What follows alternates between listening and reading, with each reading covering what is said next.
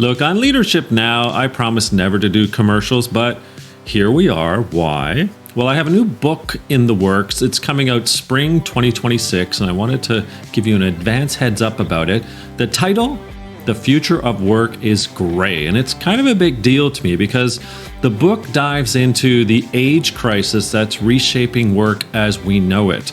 It's something that I call age debt, but spoiler alert, it does turn into some solution. There's some hope, there's some positive, and that's called the experience dividend. So if your workplace still thinks that age is a liability, well, it's time to retire that mindset. In fact, we might want to retire the word retire. So yeah, I don't do ads. This is a special occasion, and for it, I am willing to go gray. And maybe Grey Goose will sponsor me, not sure. Anyway, spring 2026, the future of work is gray.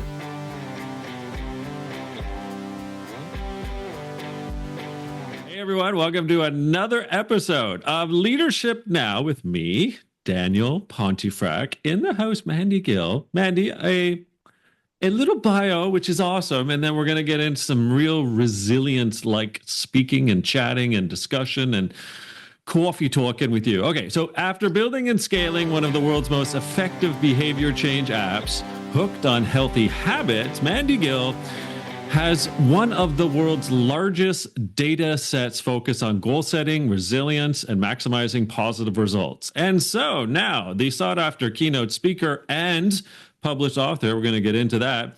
She helps leaders and their teams thrive in the face of uncertainty by equipping them with strategies to navigate those inevitable challenges and detours that can often feel like failure. Oh, we're going to get into fail too.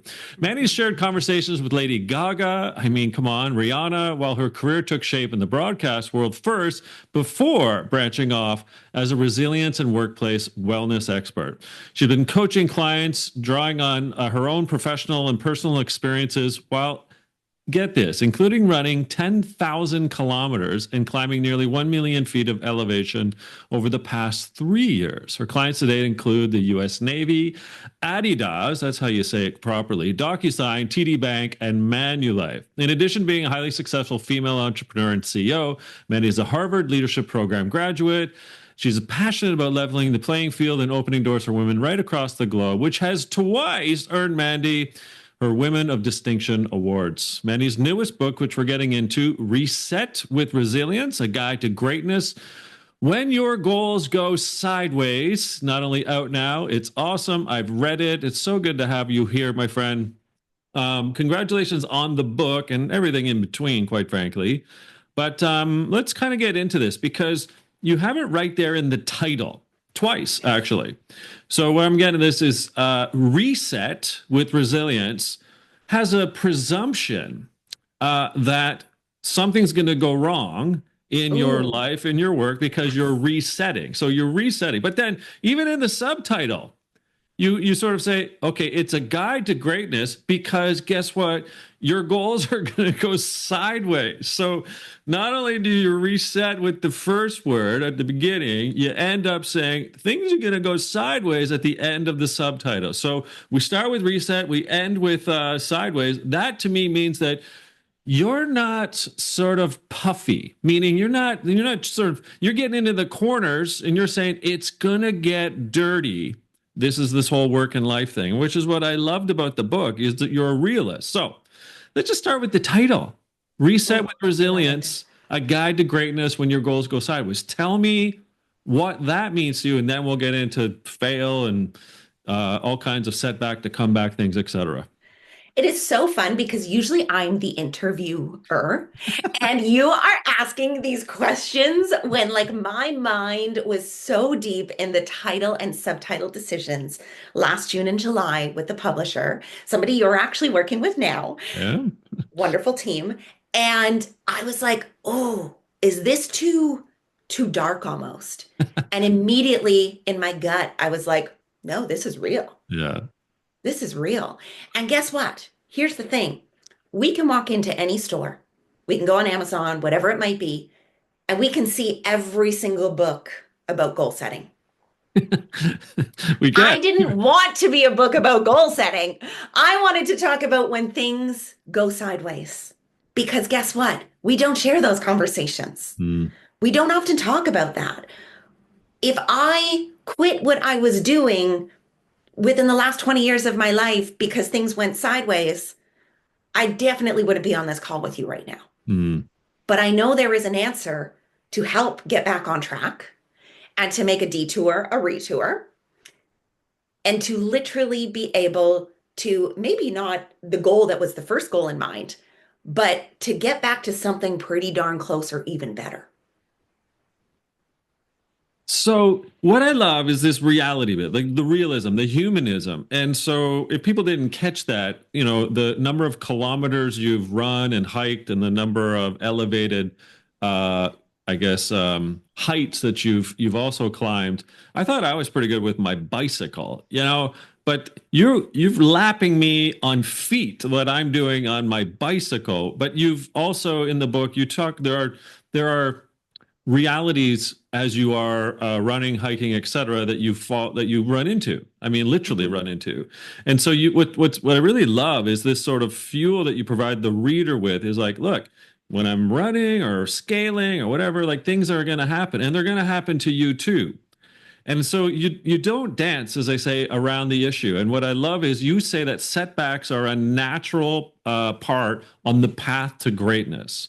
So let's actually get into that now. Sort of this, and your alliterations are pretty cool as well, by the way. So setbacks into comebacks. Let's talk about setbacks. The fact that no journey is smooth. Like why are you being so harsh and real? It's good. I'm just saying, help the listener or the viewer today understand this.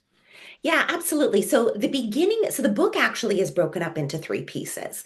And so in the beginning, we obviously knew if we're going to talk about goals, we need to tell people the right way. When I say we, it's me in a library. I just felt pretty lonely in there at the time, I'll be honest. Fair enough. But over those 2.5 years, I was like, I need to help people when a goal fails. How do we get them back on track? And how do we get them in a certain sequence to achieve this goal? So the first part of the book is about goal setting. The second is about when things start to go sideways. Mhm. And you can identify and the ways to do so to identify when things start to go sideways, right? We've all felt that like resistance, right? Like we're like, oh, that wasn't supposed to go that way. Or how did that change so suddenly? And I thought I had full ability to see this through. Mhm. And so the third part of the book is how do we get back on track when things actually have gone sideways? So the reason why there's that instant bluntness is A, because I think from everybody's own self-awareness, if we can tap in deep enough, we can recognize that there's no reason to shy away from a setback. Right? Like, who doesn't Yeah. love a good comeback story? If Yeah. I'm being honest, right? Like, you don't make the news because you've got, like, things are going freaking fantastic the whole time through. You make it because people love to hear how you got back on track. They Mhm. want to know the tips to be able to do so. They're relatable in those extreme moments, little or big, because it's human nature. But we don't talk about that. And so I wanted to be really raw, really open, and be able to say, hey, if there's things that I've done in my life that I've had several setbacks, I want to help these readers to understand maybe the tools that I would have done differently so that either A, they don't do the same things wrong as well to get that much on a detour, but that they can keep on track even longer and more successfully. Hmm. So yeah, it just and I appreciate you recognizing like there is a huge rawness to this, right? Like resetting instantly says something's Yeah. gone wrong. Yeah. And So the human condition often, right, Mandy, is like, I don't want to show that underbelly, that vulnerability of that I've done something wrong or something didn't go the way in which that I planned. Because as you say in the first third of the book, like I'm setting a goal. Like this is where I want to go. I want to be there. I want to hit this target, whatever. And then crap, it didn't happen. So that's what I so really like. and when we think, oh crap, that didn't happen. Something that I really love, like from 2016, you mentioned the Hooked on Healthy Habits app. And when I looked at like those days in the library when I was writing this book, right, we're doing surveys and looking at a lot of different results of what keeps people in that, it didn't work. and then they kind of forget about it and it Mhm. dissolves, or either it festers underneath their skin.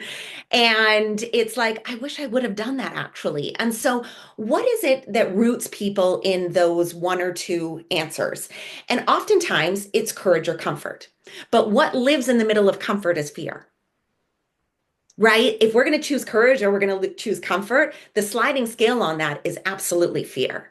Mhm. And so recognizing that fear is inevitable, fear is something that is in every single one of us, but it's what we choose to do with it. Do we sit in the comfort, or do we recognize that we can slide that a little bit more and we can lean towards courage, and we can probably find some really good growth in those areas? Hmm. I like that. Also, if one fears no fear, then really that's a path to apathy. Like you Yes. can't, like we have to expect fear. Like it's okay to be fearful to overcome something. You have to draw upon that courage, and comfort's not a way to break through in the new learnings and the new goals that you want to achieve anyway. Yeah. You Yeah. you said it perfectly. Absolutely. I wanted to ask you. I found a couple stats that I thought were interesting to get your thoughts on because you can frame it within the book's many different frameworks that you do offer. So the National Science Foundation discovered that you and I, any human being, has somewhere between 12 to 60,000 thoughts a day. So again, it depends if you're working, if you're not, if you're just chilling out on a couch watching golf, football, drama, whatever you want, movies, White Lotus, don't know. But of those 12 to 60,000 thoughts a day, 80% of them are considered negative. Yeah. So we sort of end up in this mindset where it's like, oosh, it's going to fail. There's fear, the things that you're actually writing about in the book. And so what I wanted to get into your line of thinking was the whole breaking of the negative thought patterns and thinking patterns that you help people see within the book as through what's crucial, sorry, for resilience. So tell me a bit about not the data, it was just a way to segue in, but like the strategies about overcoming and breaking through that negative thinking that you've discovered. Yeah, and we look at that and we lean into it more so from the understanding as a resilient mindset, right? So Mm, like we're ready for anything that comes our way, but at the same point in time, it's knowing how to respond to that information that is incoming. And so do I think that we should probably decrease the amount of thoughts that are coming into the mind today? Because that is a lot. Absolutely. Can we control that sometimes? Maybe not, maybe so. And so when I think about, there was one of my favorite keynotes to give is to help people to, navigate today's distractions while working towards tomorrow's goals. mm, And so when we think of that, the most recent one that I actually would have given would have been the largest with the US Navy, because they were going through the political election at that time.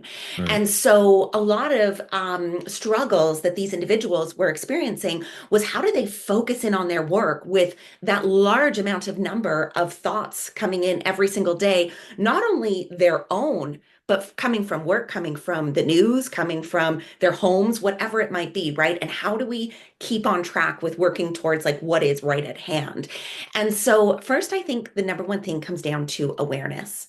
Mhm. And it's hard to be aware when it's something that we've done so consistently, but we know things that we like about ourselves and we don't, right? So, if like Ah, something is bringing you down a path that is genuinely a learned behavior, but you feel that friction or that resistance, it's in that moment identifying what is getting you there.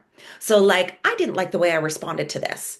Right in that moment, what is it that got me to that point? mm, Was it the fact that I'm surrounded by news at 9 a.m., noon, 6 p.m., and 11 p.m.? Is it the fact of the matter that I don't need to be watching it that frequently? Or is it that my, social media feed is so heavily populated with X right now that it's something that's not actually helping me down the train that I need to.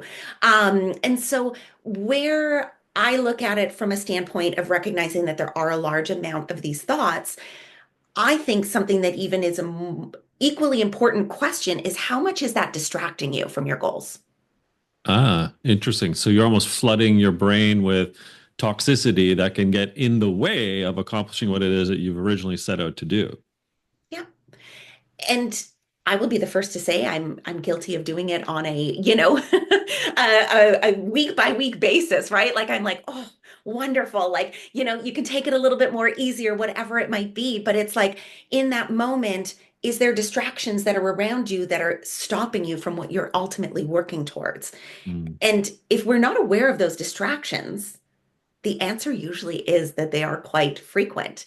And when we look at the Hooked on Healthy Habits information that we were able to bring in, 74% of clients said that for a 30 consecutive day period, they could have counted at least one distraction that brought them away from their goal.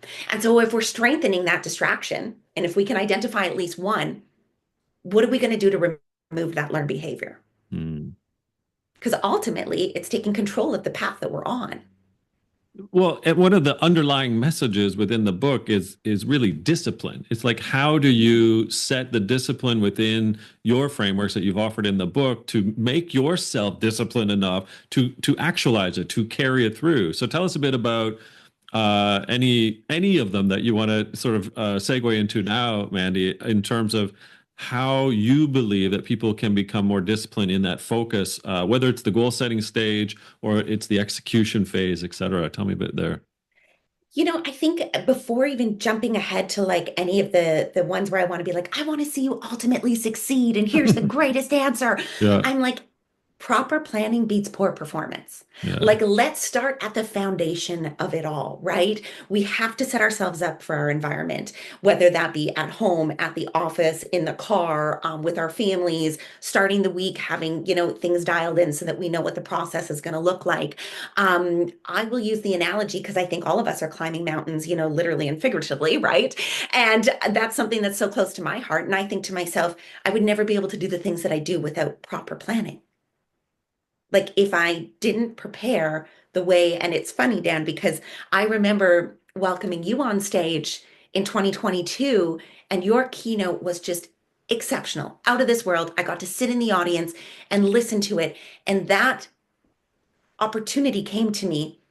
I had finished an ultra, my first ever 100-kilometer race with 6,000 meters of ascent and 6,000 meters of descent that Sunday at 3 a.m. And I had welcomed you on stage the next day. Hmm. If I hadn't have known to plan that week prior and the one prior, even if it's in like small 30-minute increments, to be able to not only ace it on stage and welcome you, but also to be able to show up to that ultra marathon as best prepared as possible. Obviously, training is a whole other world. That takes, months and months in advance. But like, if we don't start with the foundation of proper planning, beating poor performance, we can't show up as best as possible. And so that's one of the frameworks that I oftentimes look at where, how can we create the ideal situation, whether it's in your personal life or within a company, to create the proper foundation for performance. Mm. And that can look many different ways depending on where you are in your life or where you're working. But at the same point in time, we know that preparation is the foundation of it all and just being prepared. Well, first of all, on that notion of the being prepared, you were more than prepared. You were an incredible MC host, whatever your title was for the gig. But you also had to riff with me at the end of that, and you were just I did. magic. It was just amazing. So you were planned and prepared. One of the things I love from the book as well, however, is to use and employ the tactic of reverse engineering your goals. Like you're kind of like looking ahead to highlight what it is that you might want to get out of this, and then kind of like the backwards engineering that you're doing there. You're saying, look, almost like, well, you tell it. Like it's your book and it's your No, idea. that's Tell us that's a bit great. more about. Then I'm like, tell me what you learned. And then I'm going to put you on the We're spot. yeah, exactly like we're both playing both other in different anyway, you get the idea. So you tell me about Yes. your concept of reverse engineering the goals, Mandy. Yeah, and I think it gets overlooked. I Yeah. really do. And so why it was something that, to me would be within the world of second nature for these abilities to be able to set ourselves up for success. I also recognize that that's not across the board, right? Like we have to be able to take steps back to say, this is what I want to achieve. Yeah. Here's the amount of time I'm going to allow myself to do so. Here are the steps I'm going to set up to be able to do so. So, taking a look at what you want that desired result to be. And then I would say, very much instilling either A, accountability, or B, a support network to be able to look at this actual plan with you and to say, yeah, that could happen. You're going to have a great laugh about this, Dan. I remember I came to the publisher in 2022 in December, and I said, I'd like to have the book out by November. It came out January 7th, 2025. Let's Oh, talk about did it? right? Let's talk about the reality of even just myself being surrounded with incredible people who have written books, but me still not having a reality of what that lens looked like, you know? And so that was like the biggest laugh in the world, really, unless there was going to be a lot of other people writing this book, which there was no one else besides myself. And so I give this example because we need to have that input from people who are either A, professionals in the field, or B, people who are going to be really darn honest with us, right? Mm-hmm. And so I by no means we're throwing around the word 100-kilometer ultra marathon. I can't do those examples without setting myself up in a reverse engineering kind of way, where my husband have one set up this September. I will start training literally like now, right? Like it has to happen now. If it's not now, this September doesn't happen because you're risking way too much. So you have to look at it from a backwards to forwards momentum. So when you're, so I guess there's two things I wanted to ask you. It's like a two-part question. You had so much data to kind of sift through with Hooked on Healthy Habits. So there's kind of what surprised you as you're going through the research and writing the book from that data. And then I also wanted to ask what surprised of yourself, because you sort of like within thinking about writing the book, then become this ultra marathoner superstar in my books. And it's like I'm not sure you can be the ultra marathoner if you're not using some of your own advice, which then finds its way into the book. So it's kind of like you got the best of both worlds. You have this great data set and the interviews and other things that you've done in your stories. They're great. But you also got the mirror, i.e., you've had to look in the mirror and create. It almost became like a guidebook for you as I was going through it. So just a two-parter there for you. Yeah, to start off first about, what would have really caught me by surprise when we went and looked at the Hooked on Healthy Habits information to be able to pull and look at this was how simple a three-step process genuinely Mm, became. good. And within the book, I talk about the three-step process of identifying a distraction, and that came down to catch it, check it, Yeah. change it. It's catchy. Yeah. Did I ever think it was going to have the power to change as many lives as it did within the process of working with individuals? Absolutely not. It was, I think that was a really profound experience to the point where I was like, well, we need to allow readers to learn more about this. So then it got included in the book. And that was something that very much so is just like regular everyday conversations. There's a lady who actually lives close to us here in North Vancouver, Canada, who is one of our clients within the app. And she was like, can we go for a run today? And Oh. it's those experiences of conversation where I really get to lean into what is working for people. And so, how did this change your life? Well, then you funneled it onto your child or your kid that's in university. And then all of a sudden now they're terrified of graduation and they're scared to work towards their goals. But mom's saying, catch it, check it, change it. And so it's not necessarily in a learning standpoint for the client per se anymore because they've seen the results of it. They're doing it almost out of a natural habit, Mhm. which is everything that we hope for them, but they're passing it along to others. And so, yeah, that came as an absolute surprise as to how impactful it was.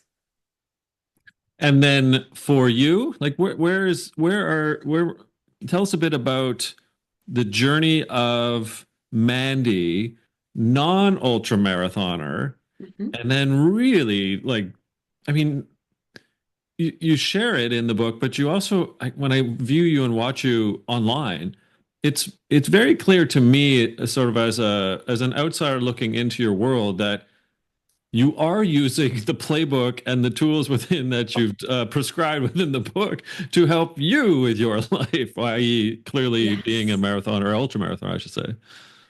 Well, and I hope that helps to give some leverage to being an author, right? And just being really genuine about relating to who Mm, you're speaking to. And I will say, as my career started in broadcasting originally in 2006, the best thing that I was ever educated by my boss, the program director at that time, was be relatable. mm, Every one of us is human. You're not talking to, my voice would actually go up when I thought I was talking, to like to try to fill something that I thought I wasn't able to, or just like at that moment, I recognize that every single one of us is going through things. Every single one of us has something we're working towards, and every single one of us probably at some point in time has had a setback.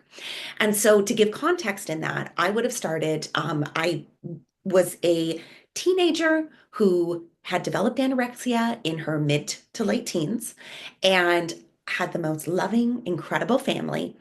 Literally was like, I need to figure this out. And they had decided to move me to Vancouver to go to broadcast school. And I had come here, graduated, and told them I was getting involved in athletics.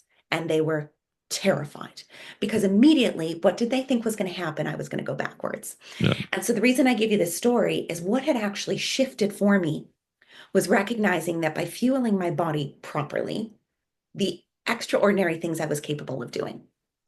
So I was not this all like I couldn't even do a single push up from my knees. This was, regardless of anorexia or not, it wasn't my strength. And I leaned into the fact of like, what can I do when I actually test what I'm capable of? And not in these, you're going to say extreme experiences, but, like making sure that I'm in a safe environment really is what I'm coming down to. Yeah. And so, as 2012, that was in 2012. And as I started to grow and realize how much I really loved sport, I got involved in Olympic weightlifting, running and rowing gymnastics, powerlifting, all of these types of things. And then truthfully fell in love with ultra trail running in 2016.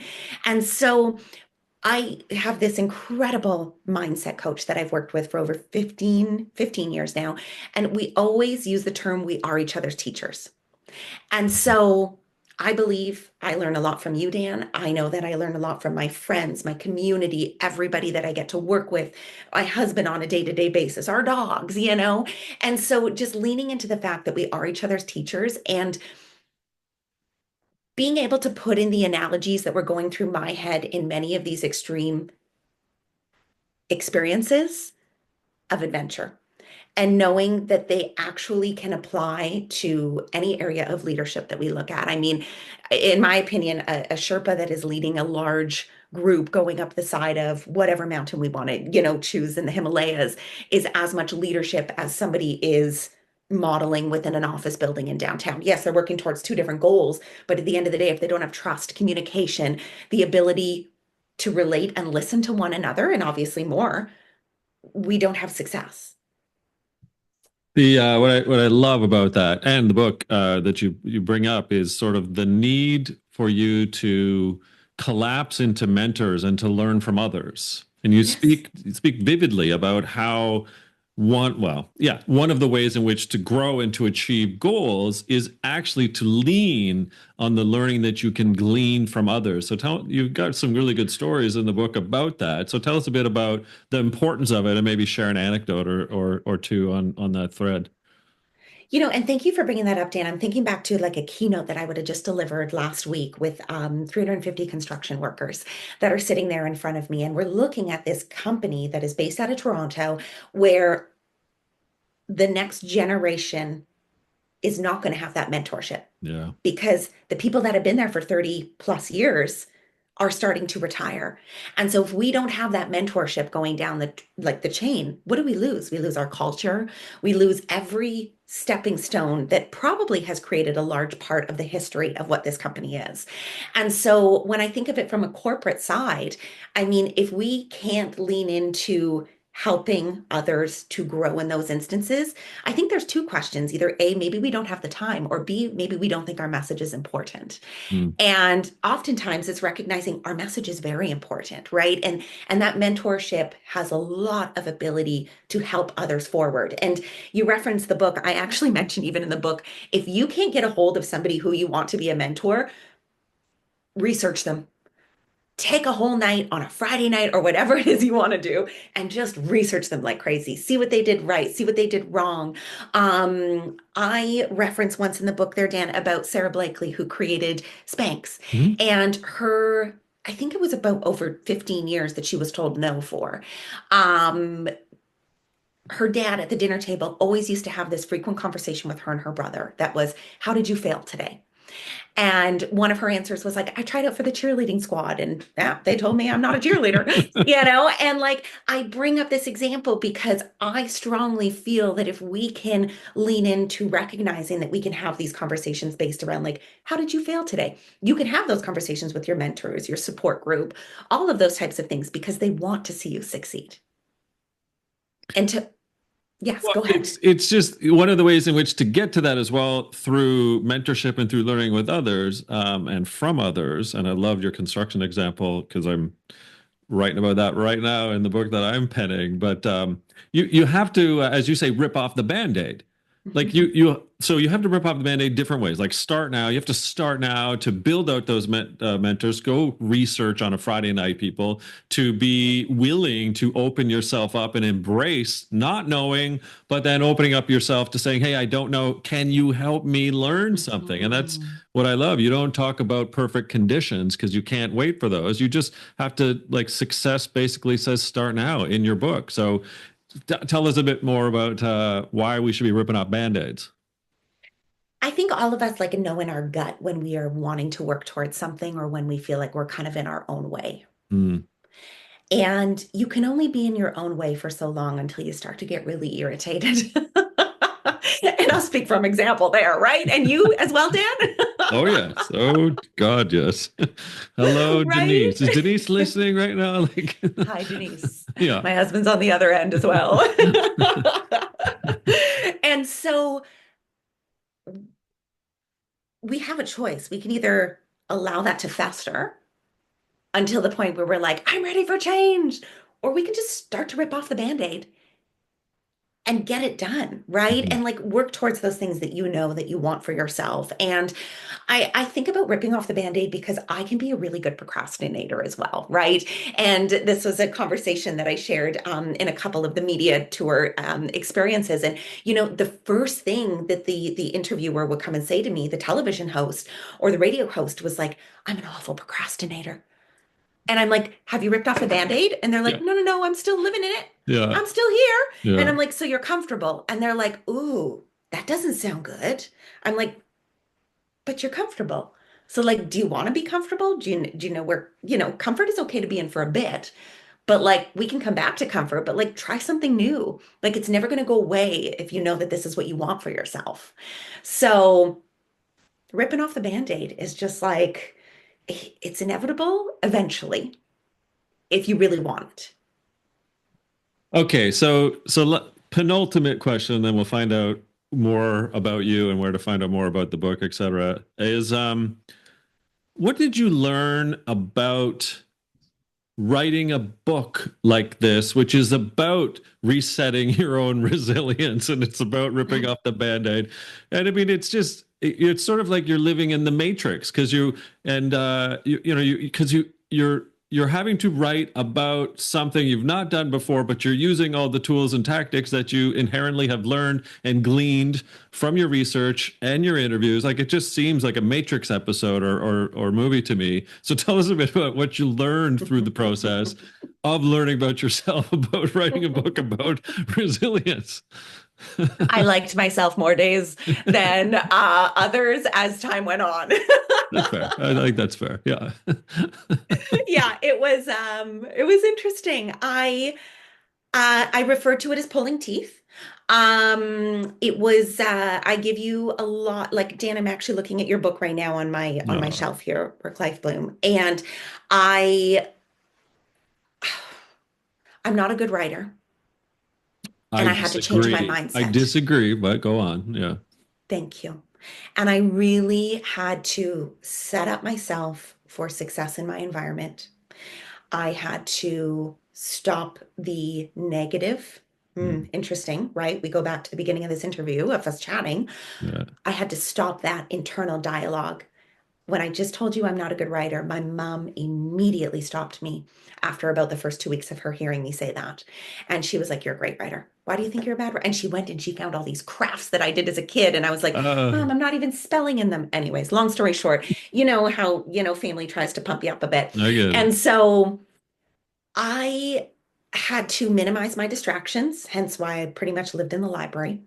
And I would run with the dogs so that they were exhausted every morning at 5:30 in the morning. We have two adopted dogs from Qatar.